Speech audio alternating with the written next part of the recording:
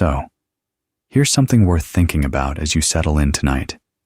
Right now, in the dark of your room, your eyes are quietly doing something remarkable. They are widening, reaching for whatever faint light is left. And the longer you lie here, the more the darkness becomes its own kind of place, soft and close and complete. That same darkness, only colder and far deeper, covers most of this planet. The deep ocean is the largest living space on Earth, and almost none of it has ever been seen by human eyes. Sunlight gives out a few 100 feet down, and below that there is only black water, going down for miles. That is where tonight's stories come from the dark under the keel. For as long as people have gone to sea, they have believed there were things living down there. Enormous things. Things that could rise up in the night and take a ship down with all her crew and leave nothing behind but a story. Sailors swore these creatures were real. They wrote them into ships' logs and into the natural histories of their day. And the strange, gentle truth is that they were half right. Almost every great sea monster turns out to have a real animal standing behind it, or a real trick of the water, quieter than the legend, but often stranger. So that is what we are going to do tonight. We are going to take these monsters down off the shelf, one at a time, slowly, and hold each one up to the light. The legend first, then the sightings, then the real animal, the actual creature that a frightened man on a night watch saw, and named, and feared. If you drift off somewhere along the way, that is completely fine. That is honestly the whole idea. You do not need to remember a single name or date. The creatures will still be here in the morning, and so will the sea. Neither one needs anything from you. So let's start where these stories start. Not in a book. In the cold water off the coast of Norway, with the oldest and largest monster of them all, the kraken. The name is old. It comes from the languages of the far north, from the Norwegian and the Old Norse, and it seems to have meant something twisted or uprooted, something bent out of its natural shape. And that fits, because the kraken was never described as a normal animal. It was described as something too big to be an animal at all. The fishermen of Norway told it like this. Somewhere out past the good fishing grounds, in the deep water off the coast, there lived a creature so vast that when it rose toward the surface, you did not see a creature at all. You saw the sea change. The water would begin to boil and churn over a wide stretch of ocean, for no reason you could name. Then the fish would come, cod and herring in impossible numbers, swarming up from below as if something were pushing them. The old fisherman actually had a saying about this. If your nets came up unusually full, you had been fishing on the kraken, right over its back, and you had better row for shore. Because next the back itself would appear. A low, dark island rising out of the water where there had been no island before. Sometimes ridges broke the surface, like a scatter of small rocky islets. Sailors are said to have landed on it, mistaking it for solid ground, and lit their fires, and only understood their mistake when the ground began to sink. And when the kraken went back down, it took a great slow breath of the sea with it, and pulled a whirlpool open behind it, wide enough to swallow any ship caught over the spot. That was the story. Now here is the part that surprises people. For a while, serious men of science did not treat this as a story at all. They treated it as a real animal that simply had not been properly catalogued yet. The great Swedish naturalist Carl Linnaeus is the man who gave us the whole system we still use for naming living things, the two-part Latin names, the tidy branching order of life. He was as careful and clear-eyed a scientist as the age produced, and in the first edition of his masterwork, the Systema Naturae, published in the year 1735, Linnaeus included the kraken. He gave it a proper scientific name. He filed it among the cephalopods, the family of squid and octopus, and called it Microcosmus marinus. He put the monster in the catalogue of real animals, right there with the rest. He seems to have thought better of it later. The kraken quietly disappears from the next editions of the book, but it is worth sitting with that for a moment. The founder of modern biological naming once looked at the reports coming out of Norway and thought, that is probably a real creature, and gave it a name. And then came the bishop. Erik Pontoppidan was the Bishop of Bergen, an educated and serious churchman, and in the years 1752 and 1753, he published a long work called The Natural History of Norway. It was meant as a careful, orderly account of the land and its animals, and in it, Pontoppidan gave the kraken its fullest description, the one most of the later stories draw from. He wrote it down as fact. He had spoken to the fishermen, and he believed them. The kraken, he wrote, was the largest sea monster in the world. Round and flat, floating at the surface like a low island. He passed along the figure the sailors gave him, that it might be 1.5 miles across, though he was cautious about the number. He described the arms or horns rising from it, tall enough to reach the mast of a large ship, and strong enough to pull that ship under if they closed around her. He described the boiling water, the rush of fish, the whirlpool when it dove, and he set all of it down soberly in a book of natural history, because to him and to the men he trusted, this was simply a large animal that lived far out, and rarely, and was therefore hard to study. So for a long time, that is where the kraken sat. Too big to be true, too widely reported to be dismissed, somewhere in between. So what were they seeing out there? Were the old fishermen simply making it up? Or was there truly something in that deep water, real and enormous, that no one had yet found a way to name? And then, slowly, the sea began to hand over the body, because there is a real animal down there, not 1 mile across, but real and enormous and stranger in its way than the island monster ever was. It took almost 2 centuries to bring it up into the light, and it came ashore in pieces. Let's go and meet it. For most of human history, nobody had ever seen a giant squid alive. What people found, now and then, were the remains. A vast, pale body rolling in the surf on a northern beach.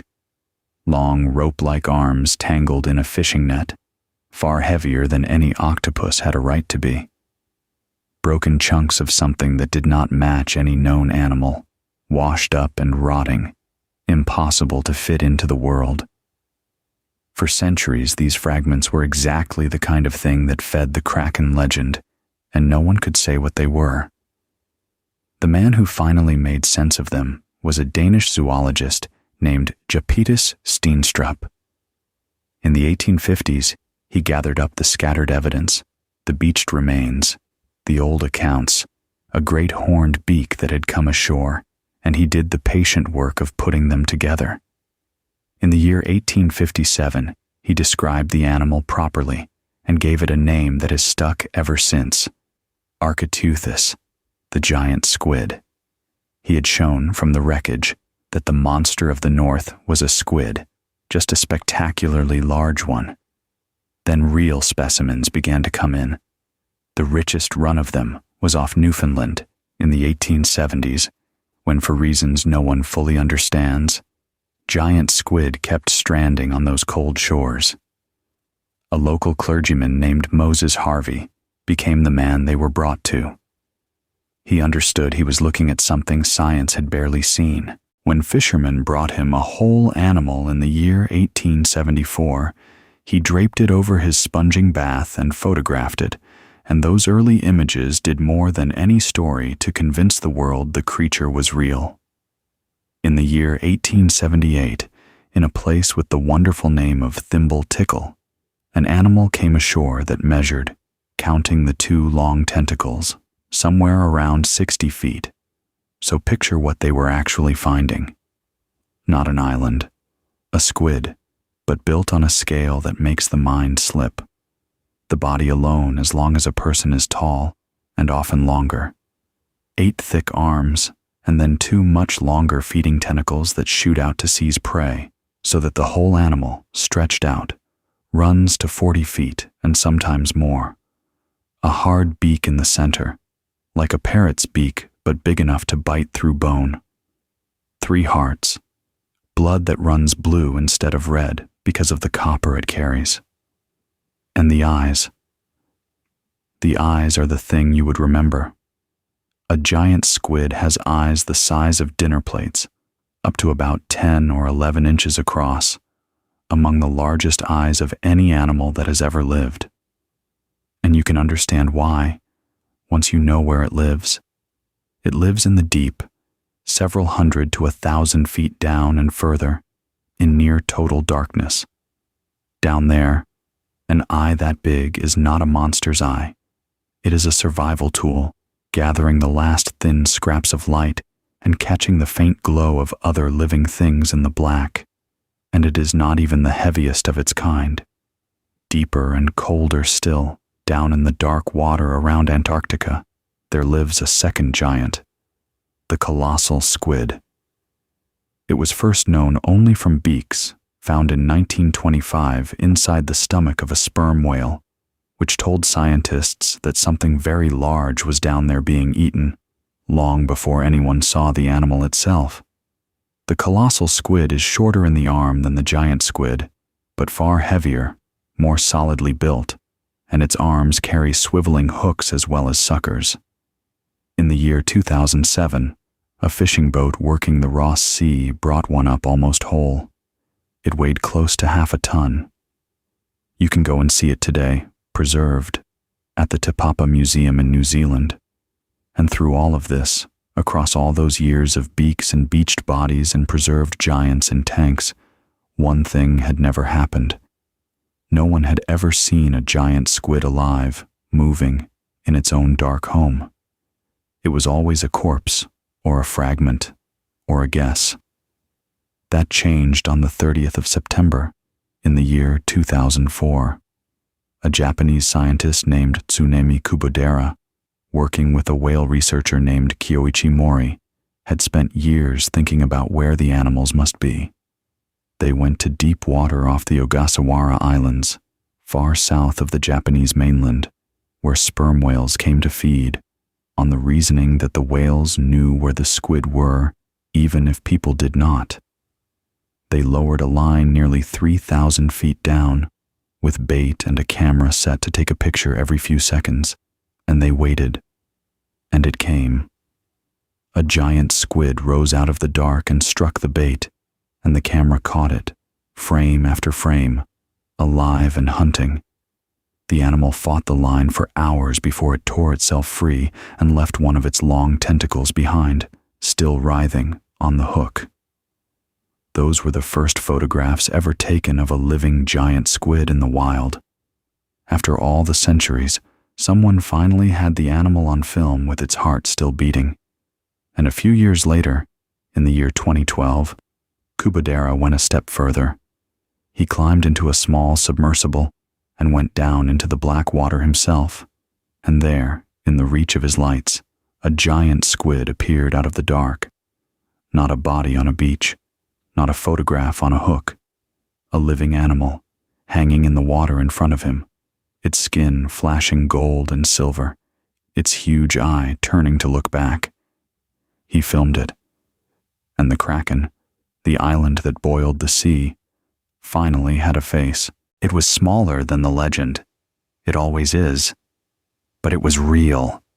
So let's leave the squid drifting there in the dark and go up toward the surface and further back in time to a monster people saw not below their ships, but stretched out across the water beside them. The sea serpent.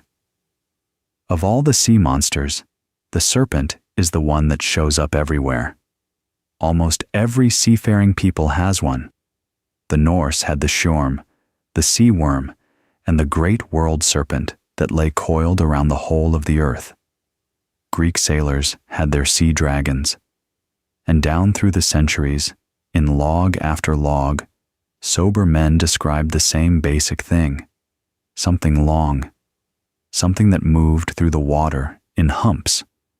The reports are strikingly consistent, which is part of what makes them interesting. Witnesses would describe a creature many tens of feet long, dark on top, moving along the surface in a line of rounded coils, as if a series of arches were rising and falling through the waves. Often there was a head held up out of the water, sometimes said to look like a horse or a snake, with a crest or a kind of mane behind it. It did not thrash. It rolled, smooth and unhurried, and then it was gone. The most famous of all these sightings came from a British warship. In the year 1848, the crew of a ship called the Daedalus, on her way home past the southern tip of Africa, reported a serpent of enormous length passing close by in broad daylight. The captain made an official report of it. The account was printed in the newspapers and argued over by naturalists for years. These were not frightened fishermen. They were naval officers, trained observers, and they were certain of what they had seen. Something very long, moving through the sea. That was not a whale and not any fish they knew. So for a long time the sea serpent held the same uneasy place the kraken did. Too many reliable witnesses to laugh off, no body to point to. And then, as with the kraken, the real animal turned out to be down in the deep the whole time. It is one of the strangest fish in the ocean, and once you have seen one, the sea serpent stops being a mystery. It is called the giant oarfish. The scientists know it as Regalicus glesna, and it was formally named back in the year 1772 by a Norwegian naturalist named Peter Ascanius. And it is, quite simply, the longest bony fish in the world. Picture a fish shaped like a ribbon, a long band of gleaming silver, flattened side to side, thin as a plank, but stretching out to enormous length.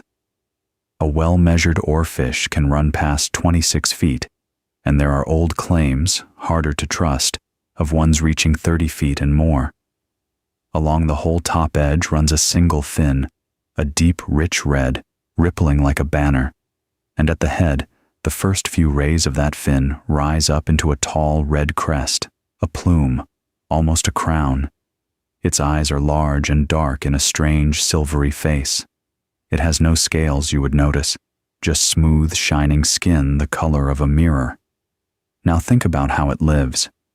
The oarfish is a deep water animal. It spends its life a few hundred feet down and lower, in the dim water below the reach of good light, and it is almost never seen there. It does not swim like other fish. It hangs upright in the water, head up, and moves by sending slow ripples down that long red fin, drifting through the dark like a length of silver rope stood on end. And here is the thing that ties it to the legend. A healthy oarfish stays deep, but when one is sick or dying or caught in a storm and swept up, it rises. And a dying oarfish at the surface is a sea serpent, exactly and completely.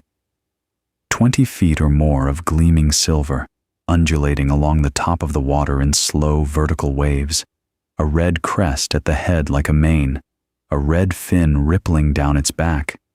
A sailor who saw that once, in poor light, on a heaving deck, would have no other word for it. It is a serpent. It could be nothing else. The oarfish even carries its own folklore.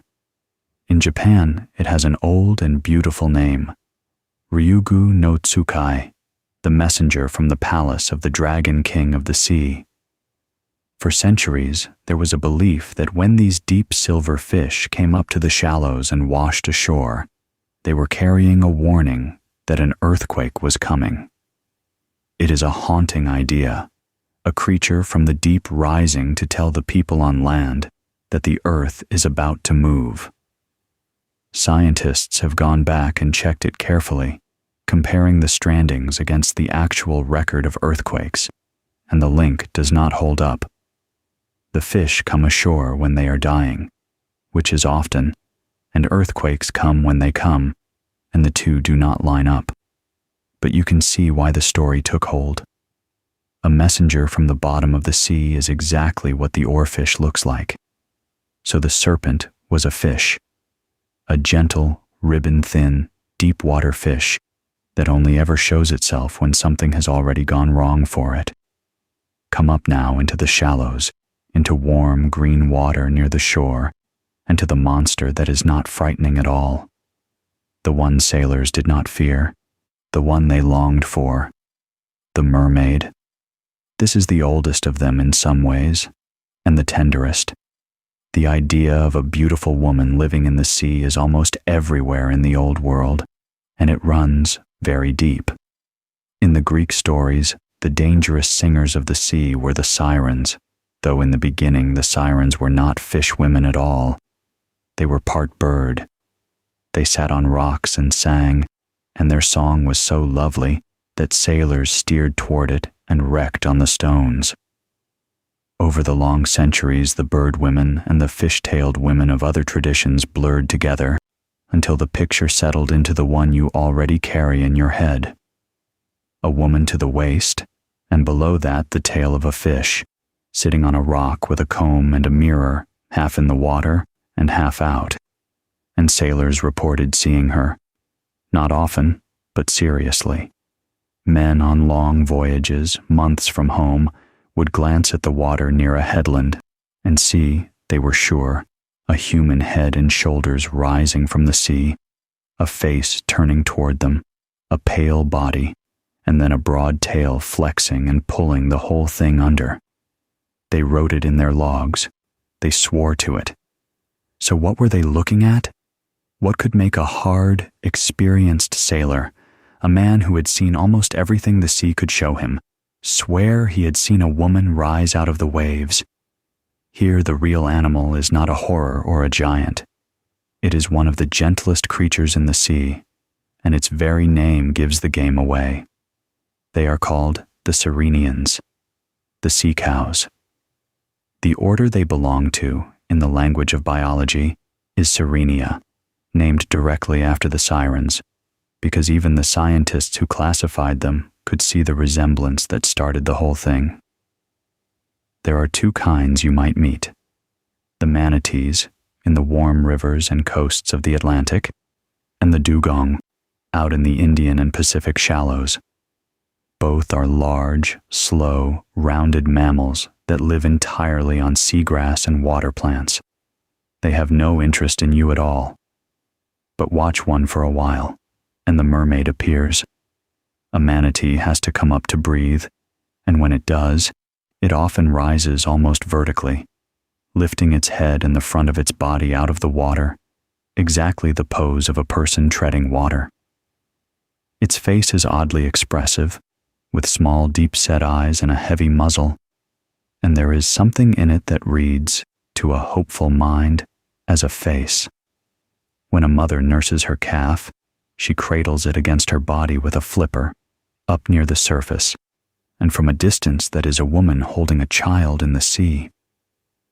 And when a manatee dives, its wide, flat tail lifts and flexes and slips under, and that tail is not so different from the broad tail people have always drawn on a mermaid. The dugong makes it even plainer, because a dugong's tail is notched in the middle into two flukes, like a whale's, like a mermaid's. We even have the most famous sighting written down by one of the most famous sailors who ever lived. On the 8th of January, in the year 1493, Christopher Columbus was off the coast of what is now Hispaniola, in the Caribbean, near the end of his first voyage. And in the log of that voyage, he recorded that he had seen 3 mermaids rise up out of the sea. Sirenas, he called them. But Columbus was not a romantic about it. He wrote, plainly, that they were not half as beautiful as they are painted, and that their faces had something mannish about them. He was disappointed. He was, of course, looking at manatees. 3 West Indian manatees, lifting their heavy, whiskered faces out of the warm water to breathe and to look at his ship.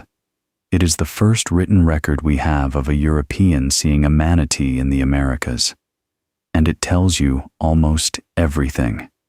A great navigator, an experienced man of the sea, looked straight at these animals and reached, without hesitating, for the word mermaid. Because that is what the mind does with a half-seen shape in the water. It reaches for the story it already knows. The manatee is the mermaid, a shy, plant-eating, harmless thing, drifting through the shallows, coming up now and then to breathe and to be mistaken for someone waiting. So let's go back out into the deep water now, and up in size, to the largest predator that has ever lived, and to the monster that fills the oldest book many of these sailors owned, the Leviathan. The Leviathan is older than any ship's log. It comes from the oldest book many of these sailors ever held, the Hebrew Bible, and it is described there not as a legend to be doubted, but as one of the works of God. In the book of Job, there is a long passage where a voice out of a whirlwind describes a creature of the sea that no man can master. It has terrible teeth all around.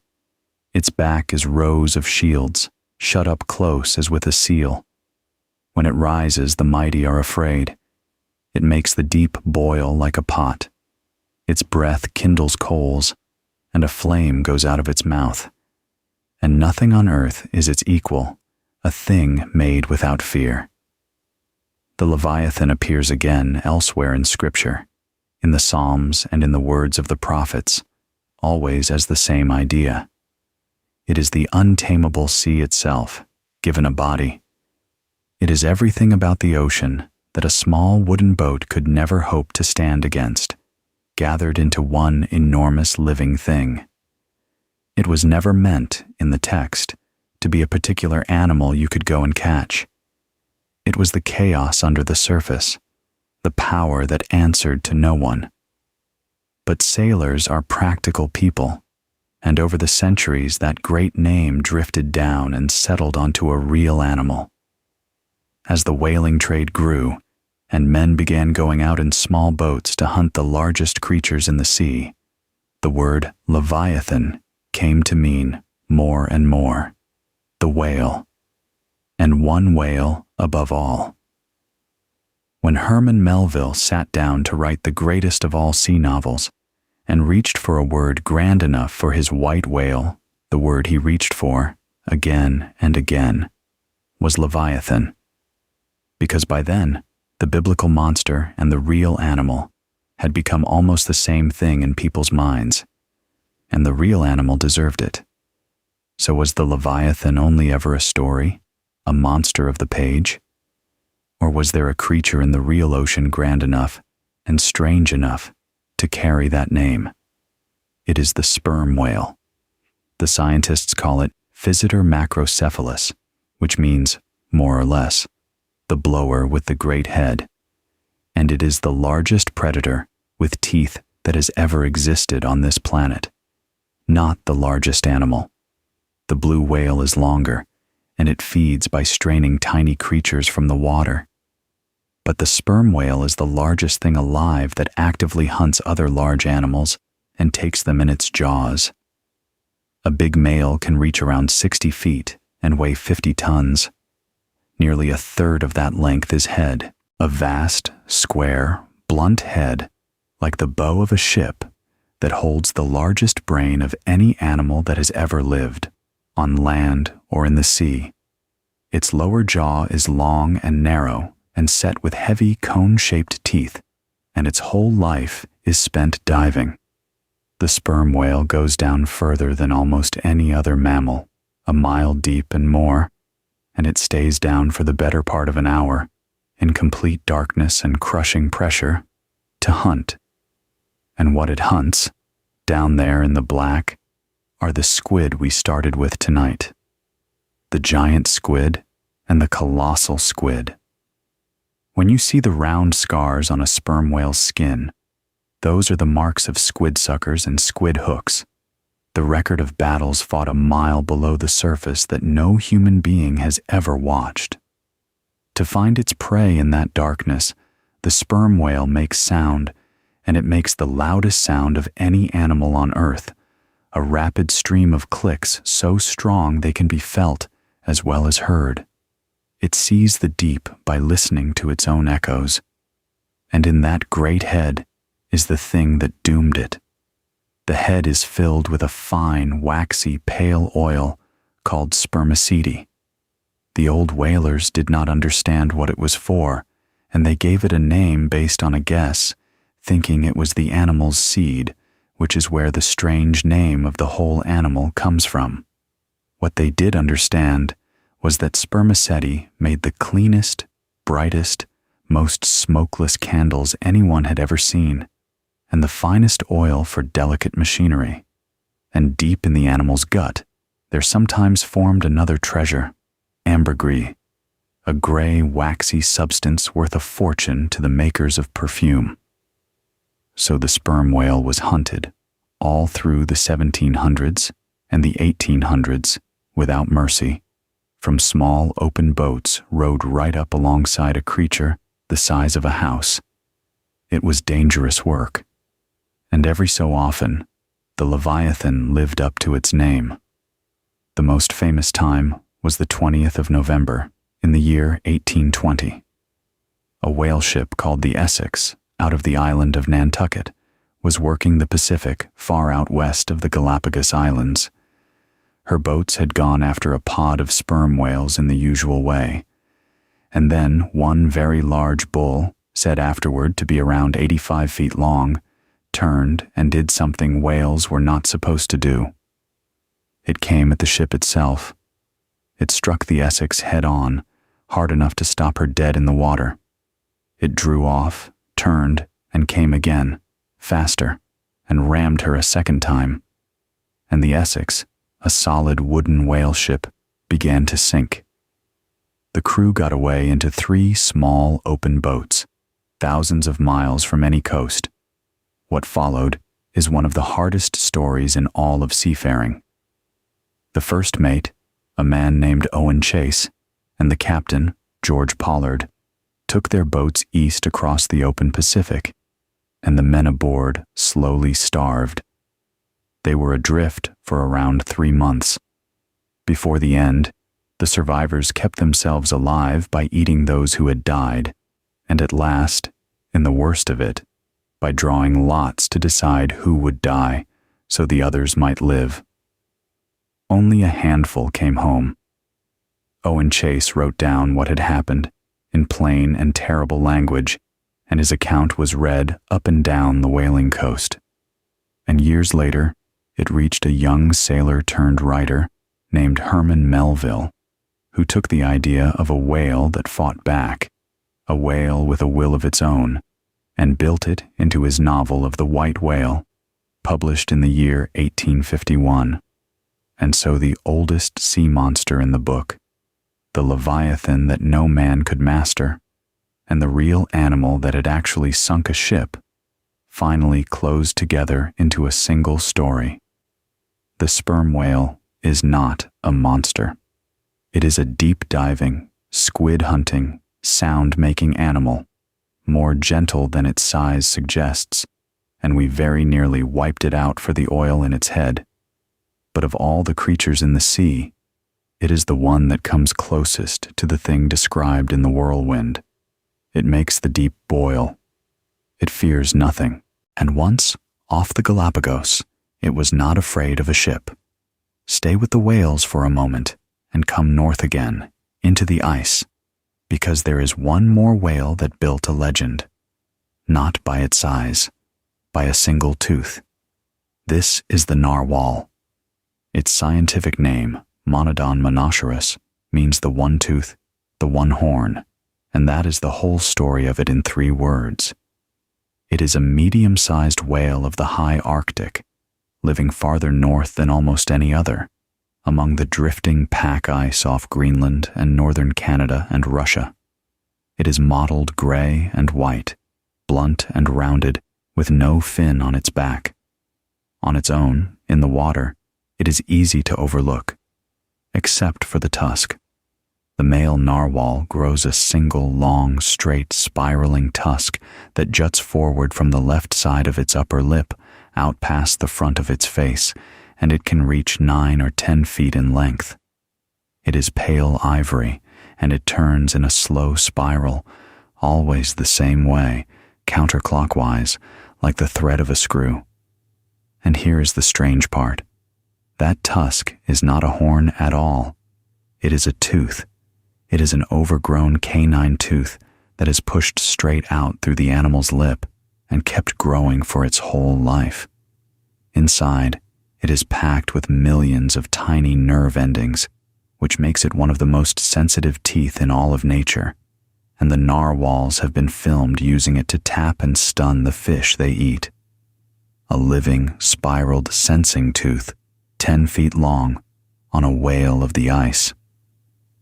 Now think about what happened when those tusks traveled south. For most of European history, no one in the warm cities of Europe had ever seen a narwhal, or even heard of one. What they saw, brought down from the north by traders, were the tusks alone. Long, straight, ivory, perfectly spiraled, and there was already a creature that horn was supposed to belong to. The unicorn. So that is what they were sold as. Unicorn horns. The alicorn, the horn of the unicorn, the single most precious object a medieval or Renaissance treasury could hold. And it was not just precious because it was rare and beautiful. It was believed to have power. The horn of the unicorn was thought to detect poison and to cure it. A cup carved from it would render any poison in your wine harmless. A piece of it, dipped into a suspect drink, would sweat or change and warn you. In an age when a great and wealthy person could very reasonably fear being poisoned at dinner, this was beyond price. Kings and queens and popes wanted one and would pay almost anything. And they did pay. A single good tusk could be worth many times its own weight in gold. Queen Elizabeth I of England is said to have owned one valued at around £10,000, which in that day was roughly the price of a castle. The kings of Denmark went further than anyone. They built a throne out of them. The coronation chair of the Danish kings was made from what they believed were unicorn horns, dozens of narwhal tusks fitted together into a seat fit for a monarch anointed by God, and it still stands today in Rosenborg Castle in Copenhagen. People crowned kings on the teeth of a whale and did not know it. The truth came out slowly, and then all at once. A careful Danish scholar named Ole Worm looked hard at the question, and in the year 1638, he laid out the case that these famous horns came not from a horse-like beast of the forest, but from a whale of the northern sea. As Arctic whaling and exploration grew and more people saw the animal for themselves, the secret could not survive. The unicorn of legend quietly became the narwhal of the Arctic, and the price of a unicorn horn collapsed because it turned out you could go and get as many as you wanted if you were willing to sail far enough into the ice. The sea unicorn was real all along. It was just a small gray whale with an extraordinary tooth, swimming under the northern ice, minding its own business, while on the other side of the world, men crowned kings on its treasure. So let's leave the cold north now and go down to a warm, blue, narrow place between two coasts where the danger was not a creature at all. It was the water itself. There is a stretch of water between the island of Sicily and the toe of Italy called the Strait of Messina. It is narrow, only a couple of miles across at the tightest point, and two seas meet there, the Tyrrhenian on one side and the Ionian on the other. Because they meet in such a tight space, the tides on the two sides do not always agree. One side can be running high while the other runs low.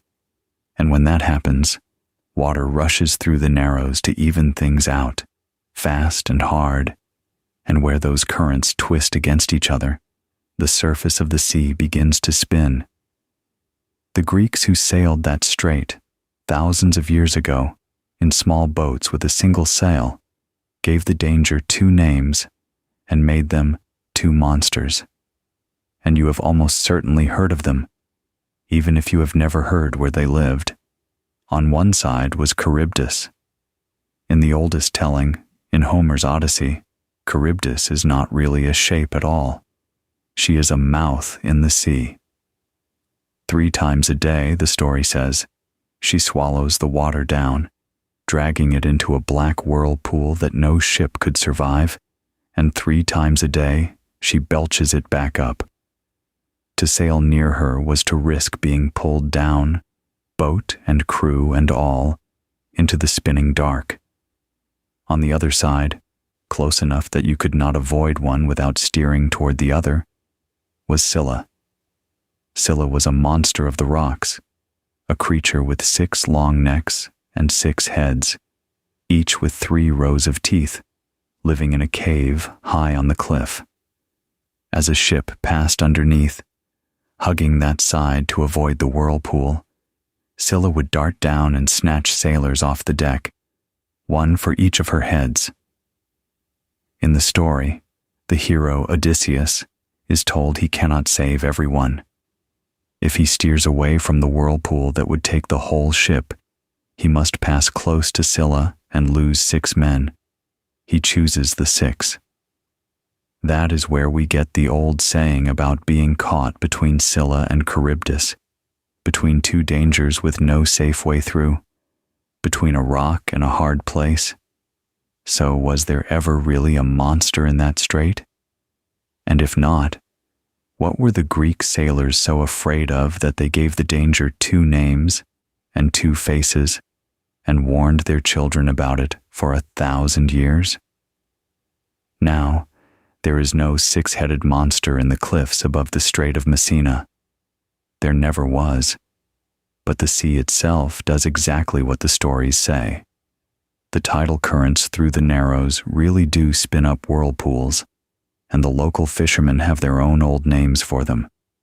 In certain conditions, with the tides opposed and the wind against the current, the water can turn dangerous for a small boat, spinning and boiling in a way that would terrify anyone in an open craft with a single sail. Charybdis is a real whirlpool, tamed only by the size of modern ships. And Scylla is a real place, a rocky point on the Italian shore, still called Scylla to this day, where the currents run hard against the stones. The monsters were the water.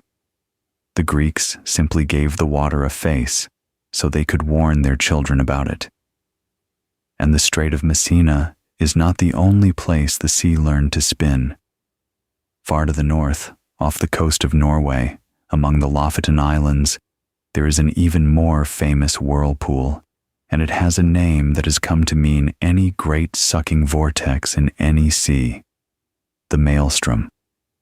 The maelstrom is a real system of fierce tidal currents that runs between the islands, and when the tide floods hard against the wind, the water there churns and spins and roars. It was written about for centuries, and each time it was written about, it grew. Our old friend Erik Pontoppidan, the same Bishop of Bergen who wrote down the kraken, also described the maelstrom, and in his telling it was a monster of a whirlpool, said to suck down whales and ships and hold them until they were broken to pieces on the bottom, then spit up the wreckage days later.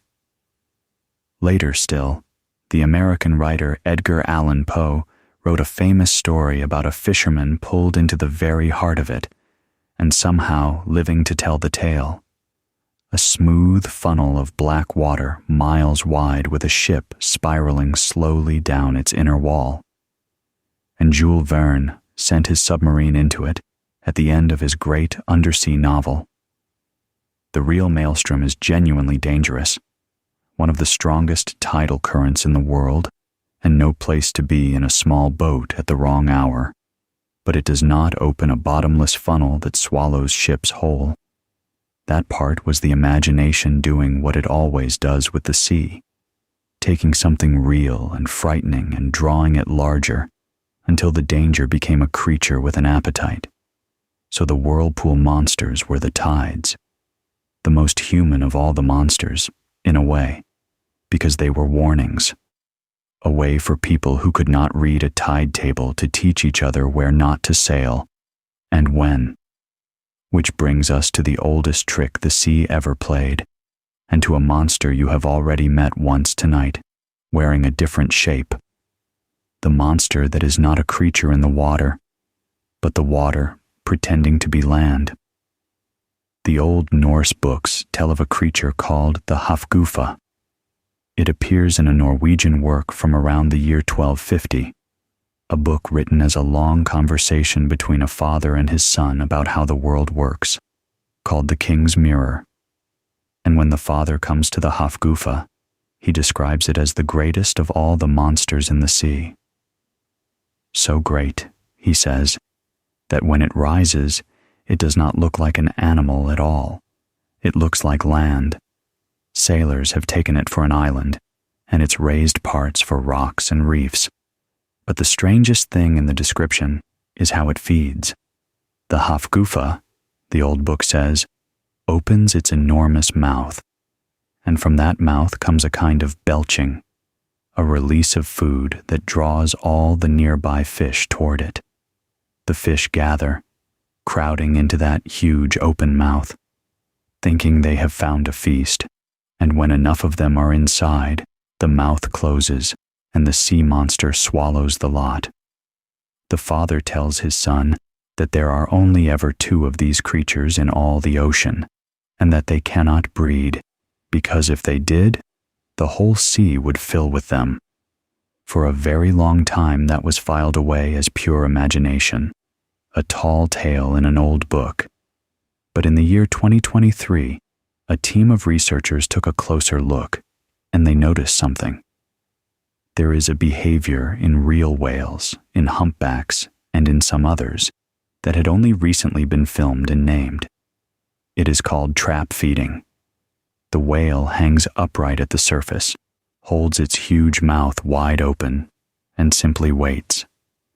Small fish, for reasons of their own, gather inside the sheltering space of that open mouth, and when enough have gathered, the whale closes it.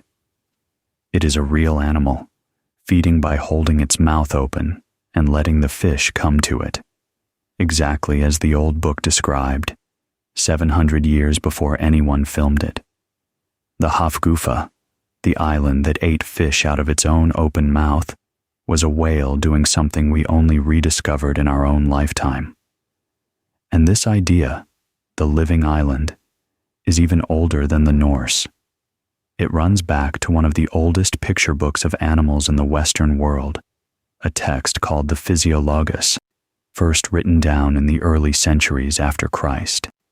In it, there is a creature called the Aspidocalone, and it is the island monster in its purest form. It is a beast so vast that its back breaks the surface of the sea like a low island, complete with sand and beach and growing plants.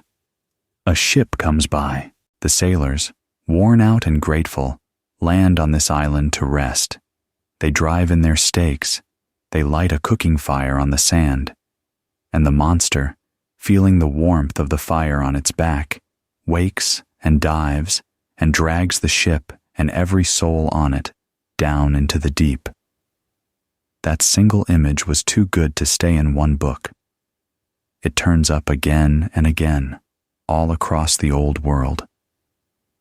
In the Irish story of St. Brendan, the wandering monk and his brothers land on a bare island to say their prayers and cook a meal, and the island shudders and moves beneath them, and they scramble back to their boat and watch it swim away, and they understand it was a great whale, which the story names Jesconius. In the tales of Sinbad the Sailor from the Arabian Nights, Sinbad lands with his shipmates on a green and pleasant island in the middle of the sea and lights a fire, and the island rolls and plunges because it was never an island at all. It was a giant fish that had lain still so long that soil and trees had gathered on its back. And of course it is the kraken again, from the very start of the night. The low, dark island that rises where no island should be, that sailors land on and light fires on, that sinks beneath them and pulls them down. So what is the real thing behind the oldest monster of all? What could a whole ship's crew mistake for solid ground, and land on, and build a fire on, in the middle of the open sea? It is, most likely, simply a large whale resting at the surface, a right whale or a sperm whale lying still, its long, dark back awash, sometimes crusted with pale barnacles like rocks and weed, looking for all the world like a low reef in an empty sea, coming and going, there one morning and gone the next, to a tired lookout on a small ship, a whole day from any charted land, a dark shape lying flat on the water that vanishes when you look again, is an island that was never there. The sea did not need to invent a monster for this one. It only needed a sleeping whale and a hopeful eye. So let's leave the cold open ocean now and go somewhere warm and bright and shallow, to a chain of low islands and the strange deep holes that open in the seafloor around them. The Bahamas are a long scatter of low, sun-warmed islands and pale, shallow banks, sitting in clear water so bright it looks lit from below. And in that clear water, and on some of the islands themselves, there are holes, deep, round, dark blue holes, dropping straight down out of the turquoise shallows into a blue so deep it is almost black. They are called blue holes, and they are some of the strangest features on the surface of the earth. They were made a very long time ago during the ice ages, when so much of the world's water was locked up in ice that the sea level was far lower than it is now, and these banks stood dry in the air. Rainwater, slightly acidic, seeped down through the soft limestone for thousands of years and dissolved it from the inside, carving out enormous caverns and shafts and tunnels underground. Then the ice melted, the sea came back up, and the ocean flooded into all of it. What was left were these round, water-filled pits, opening down into flooded cave systems that can run for miles in the dark under the islands. The island of Andros has more of them than almost anywhere on Earth. And where there is a deep, dark hole that swallows people, there is a monster to explain it. In the Bahamas, that monster is the lusca. The lusca is described as an enormous sea creature that lives down in the blue holes. In the stories, it is part octopus, with long, grasping arms, and part something worse, part shark or part dragon, and it is said to be huge, tens of feet across, growing in the telling to 70 feet and beyond. It waits down in the dark of the hole, and when a swimmer comes too close, or a small boat drifts over the opening, the lusca reaches up with its arms, wraps them around whatever it can reach, and drags it down into the flooded caves where it is never seen again. For generations, when someone vanished in one of the blue holes, the lusca was the answer. So is there really something living down in those blue holes? Something that waits in the dark and reaches up to take the people who come too close? And here, more than anywhere tonight, the legend is built on top of something completely real. Because the blue holes really do grab people and really do pull them down. Not with arms, with the tide. Many of the blue holes are not sealed pockets of still water. They are connected to the open sea, far below, through those long flooded cave tunnels. And that means they breathe with the tide. When the tide outside is falling, water drains out of the hole, down through the caves, and rushes away toward the sea. When the tide is rising, water is pushed back up and into the hole. And in some of these holes, called boiling holes, that flow is astonishingly strong. On an outgoing tide, a boiling hole becomes a drain, a downward current pulling hard at the surface, strong enough to grab a swimmer or drag a small boat toward the opening and pull it down. On the incoming tide, the same hole can boil upward, the water welling and churning as it is forced back up out of the ground. So there really is a thing in the blue hole that seizes you and pulls you under. It is the sea itself, moving in and out through the drowned caves, twice a day, forever.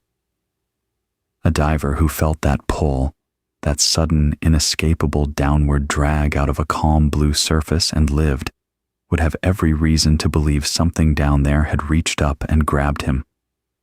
And the ones who did not live were exactly the ones the Lusca was invented to explain. There are octopuses in those waters too, real ones, tucked into the crevices of the reef and the mouths of the holes, and now and then one reaches a pale, searching arm out of a dark crack in the rock, which brings us, gently, to the last of the arms in the dark, and to the animal that has probably launched more sea monsters than any other. The octopus itself. The octopus has been a monster for a very long time. There is something about it that unsettles people down in a deep place, older than reason. The boneless body, the 8 reaching arms, the way it pours itself through gaps and vanishes against stone. And so, again and again, in the old accounts, the octopus is drawn larger than life, until it becomes something that can take a ship. The most famous picture of that idea comes from the year 1801. A French naturalist named Pierre Denis de Montfort published a natural history of the soft-bodied animals, the mollusks, and in it he described what he called the colossal octopus, and he had it illustrated. The engraving is one of the most enduring monster images ever made. A gigantic octopus rises out of the sea and throws its arms up and over a full-rigged sailing ship, the arms as thick as the masts, curling around the yards, plucking at the rigging, while the tiny sailors try to hack them away. He built the picture on sailors' stories, including a tale of a ship off the coast of West Africa, whose crew believed a huge creature had nearly dragged them under, and who were said to have given thanks in a chapel afterward for their escape. Denis de Montfort was partly a careful scientist and partly a man who could not stop himself. He went on to claim that giant octopuses had pulled down whole fleets of warships at once, and that was too much, and the scientific world turned on him. He was discredited, and he died poor and largely forgotten. And yet, there was a bitter irony waiting for him, because he was closer to the truth than his critics knew. There really is a colossal cephalopod in the deep sea. It just turned out to be the giant squid, not the octopus, and it does not attack ships, but his engraving of the many-armed monster crushing a sailing vessel became, for almost everyone, the true face of the kraken. So what is the real animal under all of this? Not a fleet killer, certainly. But is it ordinary? Not even slightly. It is one of the most remarkable creatures alive. An octopus has 8 arms, each one lined with hundreds of suckers that can taste as well as grip, and it has no bones at all, anywhere in its body. The only hard part of it is the small beak at the center, like a squid's. Because it has no skeleton, an octopus can squeeze its entire body through any gap large enough to pass that beak, which means a heavy octopus can pour itself through a crack the width of a coin. Like the squid, it has 3 hearts and blood that runs blue. And it is clever. Genuinely, provably clever. Octopuses solve puzzles, open jars from the inside, carry shells around to use as shelter, and learn to recognize individual human faces, treating people they dislike differently from people they trust. And they are the finest camouflage artists in the sea, able to change not just their color, but the very texture of their skin in a single second, melting into a rock or a patch of coral so completely that they seem to disappear. The largest of them is the giant Pacific octopus, which lives in the cold water of the North Pacific, not in the warm Caribbean of the Lusca at all. A big one can stretch its arms across something close to 30 feet, and the heaviest, reliably recorded animals weigh well over 100 pounds, with one much repeated claim reaching close to 600. That is a genuinely large animal. It is not large enough to pull down a ship, and it has no interest in trying. But imagine meeting one in poor light, at the edge of your understanding of what the sea contains. A soft, silent, color-shifting thing, bigger than a man, that can flow through a gap you would swear was solid rock, and reach toward you with 8 tasting arms, and look back at you with a considering eye. You would not need it to be 60 feet long to call it a monster. Its real size was strange enough. The octopus never sank a fleet. It never crushed a ship in its arms.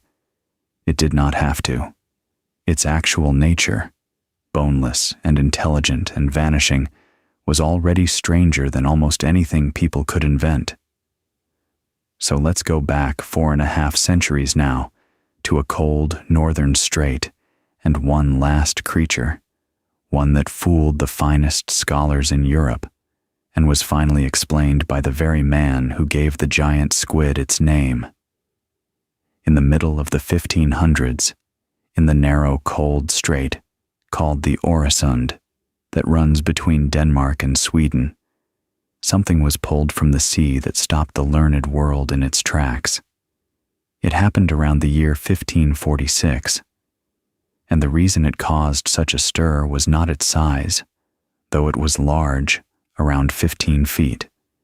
It was its shape, because the creature, people said, looked like a monk. It had a rounded head, bare on top, like the shaved crown of a churchman. It had what seemed to be a face. Its body was covered in what looked like a robe of scales, hanging in folds, and there were fins at its sides that looked, to a willing eye, like arms folded into the sleeves of that robe. A fish in the habit of a monk, risen from the sea. In an age soaked in religion, in the middle of the great arguments between the old church and the new, a sea creature shaped like a monk was not a joke. It was a sign, and people did not know whether it was a good one. The King of Denmark had the creature drawn and sent the picture off to the Holy Roman Emperor, and the finest naturalists in Europe took it entirely seriously. This was the great age of the first printed encyclopedias of animals, when scholars were trying, for the first time, to gather every living thing into one set of books, and the sea monk went into those books, right alongside the cod and the whale and the herring. The French naturalist Pierre Bellon described it. So did Guillaume Rondelet, though he admitted he suspected the artists had tidied it up and made it look more like a man than it really was. And the great Swiss scholar Conrad Gessner put it in his enormous history of the animals. They called it the monk fish. For 300 years, in the serious literature of natural history, there was a fish shaped like a monk. So what had they actually caught? The honest answer is that no one can be completely sure now, because the body is long gone and all we have are those old drawings made by people who wanted it to look like a monk. But there is no shortage of good guesses. Some say it was an angel shark, a broad, flat-bottom-dwelling shark that is called the monkfish to this day. Some say a walrus, seen far from its usual waters, its whiskered head and hunched shape read as a robed figure. Some say a seal, and some think it was never a real animal at all, but a fake, one of those little monsters that dishonest sailors used to make by carving and drying a ray or a skate into a devilish shape to sell to the curious. But the most interesting answer of all came from a familiar name. In the 1850s, the Danish zoologist Japetus Steenstrup, the same careful man who was at that very time gathering up beached fragments to prove that the kraken was a giant squid, turned his attention to the old story of the sea monk, and he argued that it, too, had most likely been a squid. The rounded head, he suggested, was the squid's pointed body seen from the front. The robe was the mantle. The folded arms were the arms. A large squid, laid out dead on a dock, does have a strange, hooded, upright look to it, if you are ready to see a figure. And a few years after making that argument, Steenstrup gave the giant squid its name. So it is possible that the man who solved the kraken also solved the sea monk, and that the answer to both was the same quiet animal, drifting in the deep, forever being mistaken for something that meant us harm. That is the trouble with a half-seen thing. But surely, you might think, an actual body would settle it. If the sea would only leave the monster on the beach, whole, we could measure it and name it and know. And now and then, the sea does exactly that. It leaves the body on the sand. It just does not leave it looking like itself. On the 25th of September, in the year 1808, after a hard storm, a huge dead creature washed up on the shore of Stronsay, a small island in the Orkneys off the north coast of Scotland. Local men went down and measured it as carefully as they could. They made it about 55 feet long. It had a small head on a long, thin neck. It had a long, tapering body, and along its back ran a kind of mane, a row of bristles, and it appeared to have 3 pairs of limbs, like fins or paddles or legs. By every account brought back from that beach, this was a sea serpent, dead and drying in the northern air, and real at last. The news traveled fast, and it reached the learned men of Edinburgh, who had a natural history society of their own. They studied the descriptions and the sketches with great excitement, and one of their naturalists, a man named Patrick Neal, gave the creature a formal scientific name. And there is a lovely thread here, because of all the names he could have chosen. He named it after the bishop. He called it Halcydrus Pontoppidani, Pontoppidan's sea snake. More than 50 years after the Bishop of Bergen had written the sea serpent and the kraken into his natural history, the sea serpent finally had a Latin name and a body to go with it, and it carried the bishop's name into the record. And then it fell apart, in every sense. A leading anatomist down in London, Everard Home, looked hard at the measurements and the drawings and delivered the verdict. This was no new monster. It was a basking shark, a very large, very dead, very decayed basking shark. Later examinations agreed. The long neck, the little head, the mane, the extra limbs, all of it could be explained by what happens to a basking shark when it dies. And this is the strangest and most useful thing to know about monsters on beaches. So let's sit with it for a moment. The basking shark is real, and it is a giant. It is the second largest fish in the entire ocean, after the whale shark, reaching 30 feet and more, and it is completely harmless. It swims slowly along near the surface, with its enormous mouth held wide open, straining tiny drifting creatures out of the water, threatening nothing. But when a basking shark dies and begins to rot, it comes apart in one particular treacherous way. The heavy structures that hold its huge gills and its lower jaw are only loosely attached, and they drop away first. What that leaves behind is the small brain case and the pointed snout perched at the end of the long backbone. In other words, a tiny head on a long neck on a big body with a tail trailing behind.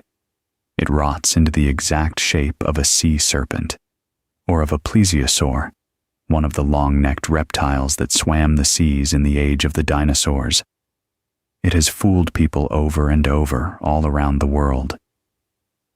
The most famous modern case came in the year 1977, when a Japanese fishing boat hauled up a rotting carcass off the coast of New Zealand that looked so exactly like a plesiosaur, a small head on a long neck on a heavy body, that it made headlines around the world. And for a while, people wondered if a creature from the age of dinosaurs had survived in the deep. It had not. It was, once again, a decayed basking shark. But the shape is so convincing that these strange, unidentifiable lumps that wash ashore have earned a name of their own now, a globster. So even the body does not settle it, even when the sea finally hands you the monster, whole on the sand. It hands it to you in disguise, dressed by decay in the shape of the thing you were already afraid of. The serpent on the beach was a gentle giant, straining plankton in the sun, undone into a monster only after it died. Not every sea serpent was a dead thing on a beach, though. Some of them were seen alive by whole towns in broad daylight, close enough to the shore to argue about over supper. And the most famous of all those sightings did not happen out in some far and lonely ocean. It happened in a busy harbor, in front of hundreds of respectable people who had no reason on earth to lie.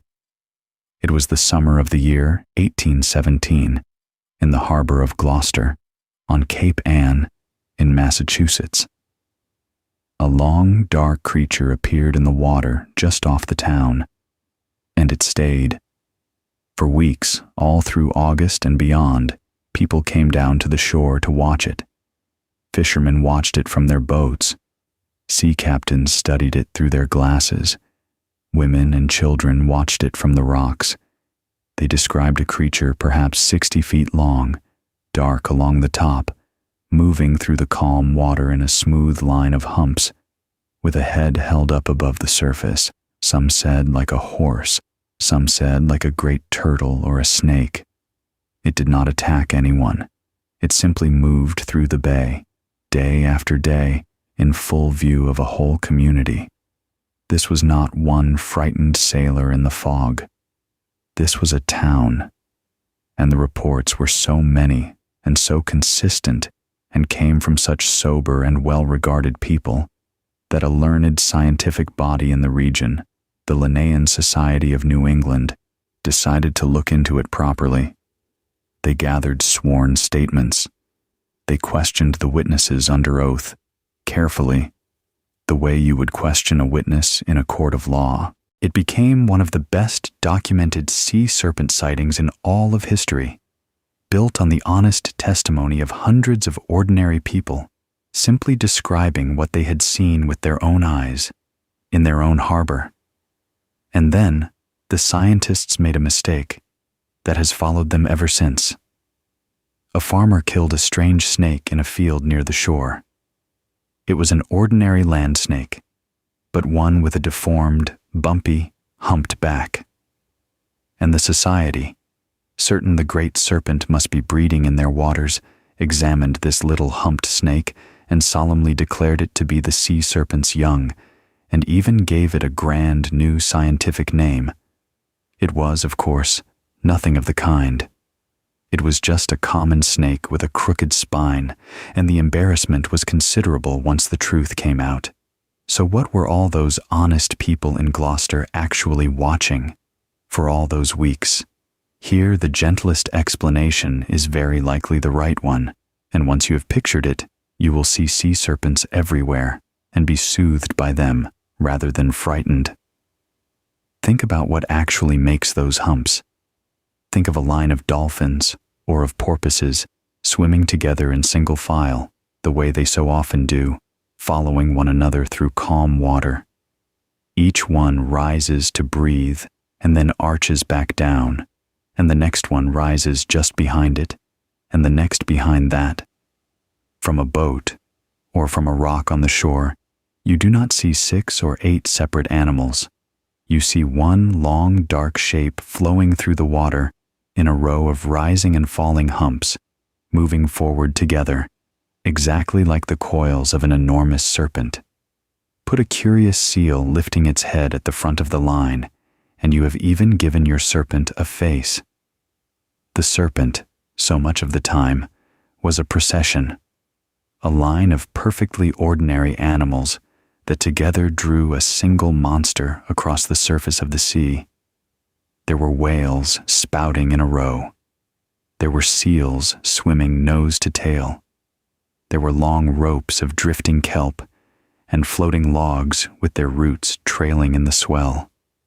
And every one of them, seen from the right angle, in the right light, at the right tired hour, became the same long, humped creature moving just beneath the surface, the one people had been drawing in the margins of their maps for 1,000 years, under the old warning that here, past the edge of the known, there were monsters. Even the crowd in the harbor was not truly wrong. They saw something real, moving in humps through the water. They only reached, as everyone always did, for the one grand creature, when the truth was quieter and gentler and made of many small ones. And the sea did not only hand people monsters to fear. On the cold, rocky coasts of the far north, it gave them something to love and to grieve. Come across now to the grey shores of Scotland and Ireland, to the islands of Orkney and Shetland, where the wind comes straight in off the Atlantic and the seals haul out on the black wet rocks, because there, for as long as anyone can remember, people have told stories about the seal folk, the Selkies. The story goes like this, in 100 gentle versions. The seals in the water are not only seals. Now and then, on certain nights, a seal will come ashore onto a lonely rock or a quiet beach and slip out of its seal skin and step out of it as a person. Beautiful, dark-eyed men and women, the seal folk, who dance on the shore in the moonlight and then put their skins back on before dawn and slip away into the water. And the sad heart of the story is always the same. If a man finds a Selkie woman's shed skin and hides it away, she cannot go back. She will stay with him on the land and marry him and bear his children, and she will be gentle and kind. But she will always stand at the window, looking out at the sea, and if the day ever comes that she finds her old skin again, folded away in the rafters or locked in a chest, she will take it up and put it on and go back into the water and never return, no matter how much she loved the family she leaves behind on the shore. It is one of the tenderest and saddest of all the sea legends, and it is still told along those northern coasts today. And the real animals behind it are lying on the rocks right now, watching the water. They are the gray seals and the harbor seals of the northern shores, and if you have ever looked one in the face, you already understand the whole legend. A seal has large, dark, forward-facing eyes, set in a soft, rounded face, and there is something in that face that reads, straight to a human heart, as a person looking back at you. They are deeply curious. A seal will follow a small boat a long way, lifting its head clear of the water to study the people aboard. It will haul out onto a rock and turn to watch someone walking on the shore, calm and unhurried, holding your gaze, and their voices carry. The calls of seals, echoing off wet stone and around the mouths of the sea caves, can sound startlingly like human voices, like someone singing far off, like a person crying or calling out a name. So picture it. You live on a lonely northern island hundreds of years ago. You walk down to the shore at dusk, and there on the rocks is a pale, smooth shape, and it turns and looks at you with dark and gentle and almost human eyes, and then it pours itself into the water and is gone. And on the wind, out from the skerries, you can hear what sounds for all the world like someone singing. Of course there are seal folk. Of course the seals are people, some of the time. What else, on a night like that, could they possibly be? The selkie was the seal, and the longing woven all through the story, the pull back toward the water that the seal wife could never quite resist, was real too, in its own way. It is the same quiet pull felt by anyone who has ever stood on a shore at the end of the day and looked out at the sea and felt, without being able to say why, that some small part of them belonged out there in the deep, which leaves one last creature for tonight. And this one is different from all the others, because this one really was a sea monster by any fair measure, enormous and strange and real, and unlike every other animal we have met, it is not still out there in the deep, waiting to be misunderstood. It is gone. We met it, and named it, and within a single human lifetime, we lost it completely. To meet it, we have to go to one of the loneliest stretches of water in the world, the far North Pacific, the cold gray sea between the eastern edge of Asia and the western edge of America, where the fog sits low and the wind never really warms. And we have to go back to the year 1741. In those years, the Russian Empire was pushing east, all the way across Siberia to the Pacific coast, and it wanted to know what lay beyond, what was across that cold water, where Asia ended and whether America began nearby. So it mounted one of the largest scientific expeditions the world had yet seen, and put at the head of it an experienced Danish sea captain in Russian service named Vitus Bering. His name is on that whole stretch of sea now. The Bering Strait, the Bering Sea. Aboard Bering's ship, the St. Peter, was a young German naturalist named Georg Wilhelm Steller. He was the expedition's scientist and its doctor, a brilliant, difficult, tireless man, and he had come to see and record the natural world at the edge of the map. The ship crossed the northern water and did reach the coast of Alaska, which was a triumph. But the return was a disaster. Storms battered them. Scurvy spread through the crew, the old killer of long voyages, and man after man weakened and died. And at last, lost and broken, the St. Peter was driven onto the rocks of an uninhabited island in the middle of that cold, empty sea. Bering did not survive the winter. He died there, on the island that now carries his name, Bering Island, one of the group we now call the Commander Islands. The survivors, Steller among them, were stranded, sick and freezing, on a treeless island far from any help. They dug in. They killed sea otters and seals and seabirds to stay alive through the winter. And in the end, the next summer, they broke up the wreck of the St. Peter and built a single small boat out of her timbers, and the handful who were left sailed her back to Kamchatka. It is a remarkable survival story on its own, but the reason we are here, on this particular island, in this particular terrible winter, is what Steller found grazing in the shallows. All around the island, in the cold, clear water among the kelp, were enormous animals.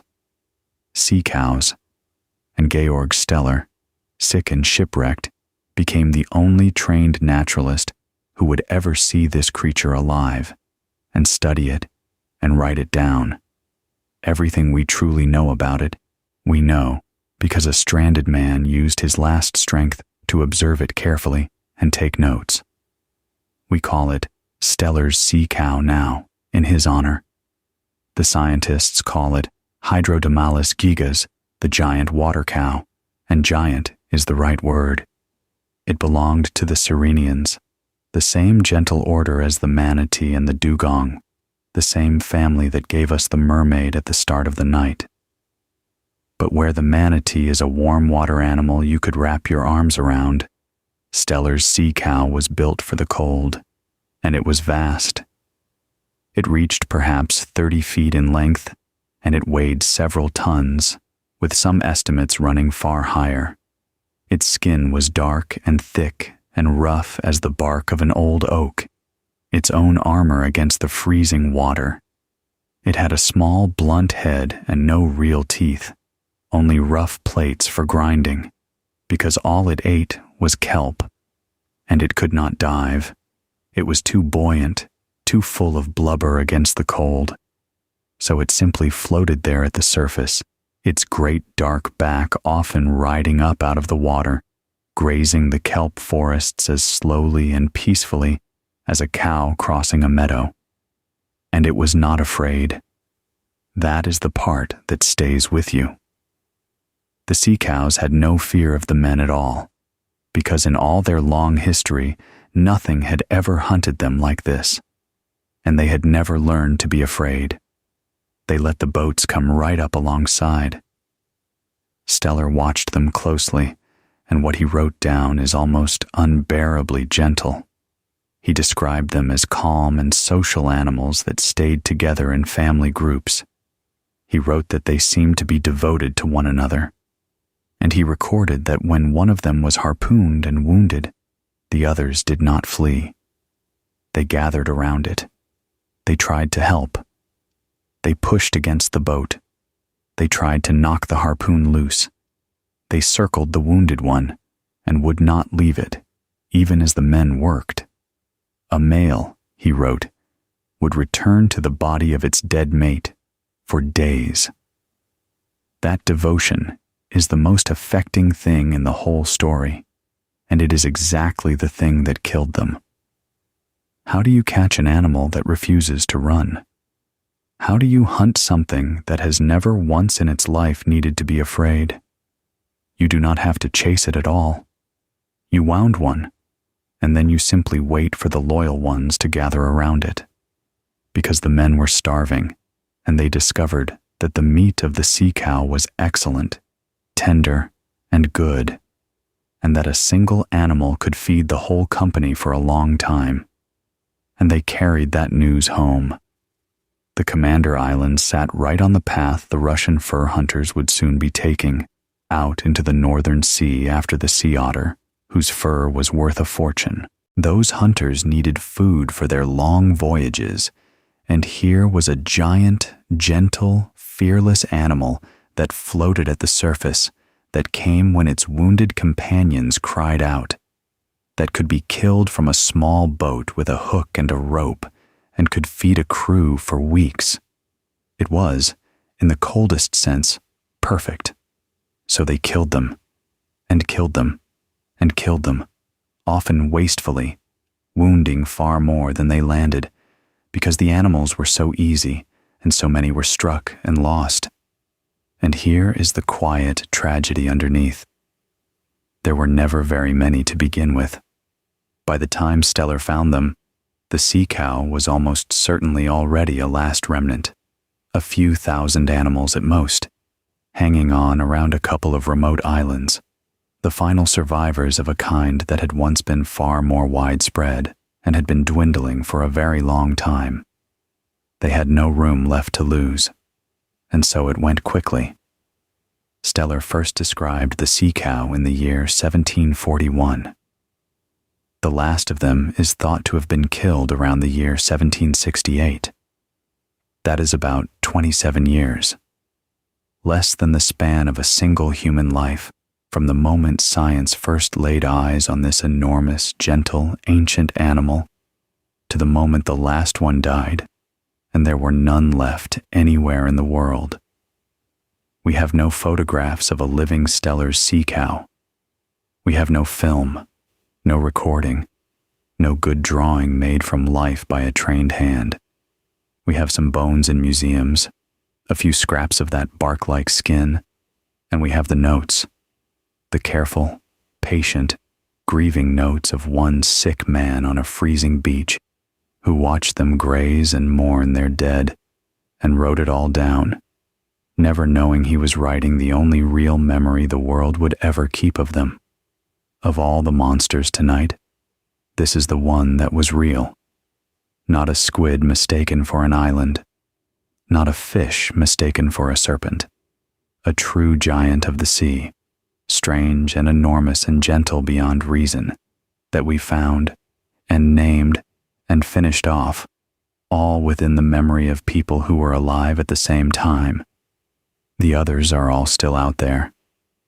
This one is only in the notebook. So let's gather them all up now, all the creatures of the night, and look at them together one last time before we let them go. Lay them out side by side, and something quiet becomes obvious. Almost none of them were monsters. The kraken that boiled the sea and pulled down ships was a squid, hunting in the dark, minding its own business 1,000 feet down. The serpent stretched across the waves was a shy ribbon of a fish that only ever surfaces when it is dying, or else it was a shark come apart on a beach. The mermaid was a slow, whiskered manatee lifting her face to breathe. The leviathan was a whale we nearly hunted out of the sea for the oil in its head. The sea unicorn was a small gray whale of the ice with a wonderful tooth. The living island was a sleeping whale. The whirlpool that swallowed ships was the tide moving through a narrow strait, and the thing that grabbed swimmers in the blue holes was the same tide, breathing through drowned caves. And the one real giant of them all was as gentle as any animal that ever lived. Over and over, the fearsome thing turned out to be harmless, or shy, or simply large and alive and uninterested in us. The fear was almost always ours and not theirs. And it is worth asking gently, as you lie here, why did the sailors see monsters everywhere they looked? Why did so many honest, careful people come home certain they had seen something that could not possibly be there? Put yourself back on that deck for a moment. You are months from home. You are tired in a way that sleep does not fix. Beneath your thin wooden hull is water, miles deep, cold and black, and you have no way on earth to know what moves down there. You have seen real dangers, storms and rocks, and men lost overboard into the dark. And when something breaks the surface at the edge of your lantern light, half seen in the fog, at the worst hour of the night, your tired mind does the only thing it can. It reaches for a shape it already knows, and it hands you a monster. Not because you are foolish, because you are human, and the dark is very large, and the mind would rather have a monster it can name than a nothing it cannot. The monster was never really a lie. It was a way of holding an ocean too big to understand. It was a warning wrapped in a story, so that it could be remembered and passed on. And out there in the loneliest water, it was a kind of company, a ghost, a beast, a name in the dark, is better than an emptiness with no name at all. But before we come up, there is one more thing worth saying, so that the night does not leave you thinking the sea has been emptied of its wonder, because it has not. Turning the monsters back into animals does not make the ocean smaller. If anything, the real deep sea, the one we have only truly begun to see in the last few decades, is stranger than almost anything the old sailors ever dreamed onto their charts. Start with how little of it we have seen. The deep ocean is the largest living space on this planet by far, and almost all of it is still dark to us. We have mapped the surface of the moon and the surface of Mars in finer detail than we have mapped much of our own seafloor. Only a tiny handful of people have ever been to the very bottom of the deepest trench, far fewer than have stood on the highest mountain. And nearly every time a submersible or a baited camera goes down into that dark, it comes back with something no one has ever recorded before. New animals, new shapes, whole ways of living we did not know were possible. And the things that live down there need no help from the imagination. In the deep, where sunlight has never once reached, most of the animals make their own light. It is called bioluminescence, and it means the black water is not truly empty or truly dark. It is threaded with living light, faint blue-green glows drifting past, sudden flashes to startle a hunter, lures dangled to draw prey in close, false stars made by creatures in a place the real stars never touch. There is the anglerfish, hanging motionless in the black with a glowing lure held out in front of a mouth full of long, glass-clear teeth, fishing with its own light. And the anglerfish has a secret stranger than any legend, because in some kinds the male is tiny, a fraction of the female's size, and when he finds a mate in all that darkness, he bites onto her and never lets go. His body fuses to hers. He becomes a permanent part of her, sharing her blood, until he is little more than an organ of the larger fish. There are jellyfish down there that ripple with light.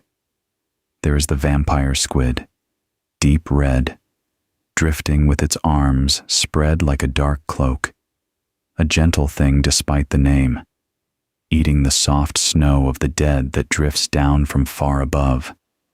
And on the floor of the sea, around cracks where the earth's heat leaks out, there are whole crowded gardens of life, tall, pale tube worms and blind crabs, living with no sunlight at all, feeding on the chemistry of the planet itself. And there is a movement out there so vast it is almost impossible to picture. Every single night, all over the world, as the sun goes down, countless small creatures of the deep, tiny fish and shrimp and drifting things beyond counting, rise up together toward the surface to feed in the cover of darkness, and every morning, as the light returns, they all sink back down into the deep to hide. It happens quietly, under the waves, unseen by almost everyone. It is the largest movement of living things anywhere on the planet, a slow daily tide of life rising and falling through the dark water. And it has been happening every night for longer than there have been people to sleep through it. Somewhere out there tonight, while you lie here, the whole deep ocean is breathing gently up toward the moonlight, and then letting go, and sinking back down. And it is still full of giants we have barely met. Remember that the giant squid, the animal behind the oldest monster of them all, was only filmed alive for the very first time within the last 20 years. The colossal squid is known from only a few bodies ever brought up. There are almost certainly large animals living down in that dark right now that no person has ever seen. Not monsters exactly, but real and big and strange, living out their whole lives in a black world that has never once held a human eye. So the old fear was pointing at something true after all. There really is a vast, dark, mostly unexplored world under the thin, bright skin of the sea. It really is full of creatures stranger than the legends, and it is all still down there, this very night, glowing and drifting and feeding in the black, exactly as it has for millions of years, whether or not anyone is awake to wonder about it. The monsters got smaller as we came to understand them, but the ocean, the real one, only got deeper and stranger and more full of quiet life, and it asks nothing of you at all. So let's come up now, slowly, out of the deep and back toward the light and home. Come up through the cold black water where the squid drift and the anglerfish glow, up past the level where the sperm whales turn and begin their long climb toward air, up through the dim blue where the oarfish hangs upright like a ribbon of silver, up into the green light near the surface where the manatee lifts her face to breathe and the sea cow once grazed the kelp in the cold, up until the water turns bright and the surface is a rippling ceiling of light above you, and then through it, into the air, under the open sky. Come in toward land now. Past the tall ships that carried all these stories, their sails dark against the evening. Past the narrow strait, where the tide still turns, and the blue holes that still breathe, and the harbor lights coming on one by one along a darkening coast, and come further in than that, off the sea entirely, and off the page, away from the maps and the ships and the old bishop's book, back to the coast and the town and the street and the house, back to this room where it is warm and quiet and dark, and where you are lying right now, safe under the covers, a very long way from any deep water at all. There is no cold sea here. There is no watch to keep. Nothing is going to break the surface at the edge of the lamplight. The only tide in this room is your own breathing, rising and falling, slow and even, and the only current is the blood moving quietly through you, carrying its faint trace of salt, the last small memory of the ocean that every living thing came out of long ago. You carry a little of the sea inside you, but you are not out on it. You are here on solid ground, held up by a bed that does not move, in the dark, and you can let all of it go now. You do not have to remember any of it. You do not have to hold on to a single name or date. Not the Bishop of Bergen, not the year the squid was filmed, not the name of the sea cow or the island where it died. It was never a test. It was only a way to travel somewhere calm and far away for a while, and you have been there, and now you can come the rest of the way home. The creatures do not need you to remember them. The squid is still down in the dark, whether you think of it or not. The whales are still rising with their mouths open to the fish. The oarfish is still drifting, upright and silver, deeper than the light. The octopus is still folding itself into the rocks, and the tide is still turning in the narrow strait, patient and endless. None of it needs anything from you tonight. It will all still be out there in the morning, exactly as it was, going on without you, which is a kind of gift, because it means you are free to rest. So let that settle. Let the sea be the sea, deep and dark and full and far away, and let this room be small and warm and near. Let your breathing go slow. Let the covers be heavy.